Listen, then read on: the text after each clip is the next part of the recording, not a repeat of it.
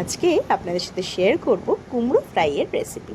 প্রথমে কুমড়োগুলোকে কেটে নিয়েছি, তারপরে একটি কাচের পাত্রে দিয়ে দিলাম 2 চামচ মতো বেসন, তারপরে দিয়ে দেবো 1 চামচ ময়দা, তারপরে দেবো 1 চামচ চালের গুঁড়ো। এরপর কিছু মশলা অ্যাড করে দিই, চলো দিয়ে দিলাম হলুদের গুঁড়ো, লঙ্কার গুঁড়ো অবশ্যই পরিমাণ মতো দেবেন, তারপরে দিয়ে দেবো কিছুটা পরিমাণ কালো জিরে, তারপরে দিয়ে দিলাম পরিমাণ মতো নুন, এরপর দিয়ে দিলাম সর্ষের তেল পরিমাণ মতো।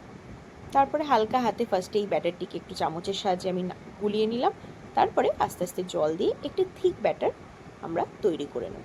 আচ্ছা, আপনারা কারা কারা এই বর্ষাকালে ভাজাভুজি খেতে ভালোবাসেন আমাকে কমেন্ট করে জানাবেন, আর একবার হলেও বাড়িতে এই পকোড়াটি ট্রাই করে দেখবেন।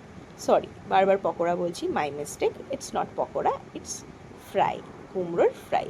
একবার হলেও এই ফ্রাইটি বাড়িতে আপনারা অবশ্যই ট্রাই করে দেখবেন, রিকোয়েস্ট রইল আপনাদের কাছে। দেখুন, কথা বলতে বলতে অনেকটা এগিয়ে গেল কাজ। কুমড়োগুলিকে ওই ব্যাটারে চুবিয়ে তেলে ছেড়ে দিলাম, মোটামুটি একটু ব্রাউন হওয়া পর্যন্ত ওয়েট করে গেলেই কুমড়ো ফ্রাই রেডি হয়ে যাবে। সন্ধেবেলা চায়ের সাথে কুমড়ো ফ্রাই অথবা গরম ভাতে ডালের পাশে এই কুমড়ো ফ্রাই খেতে কিন্তু খুবই ভালো লাগে।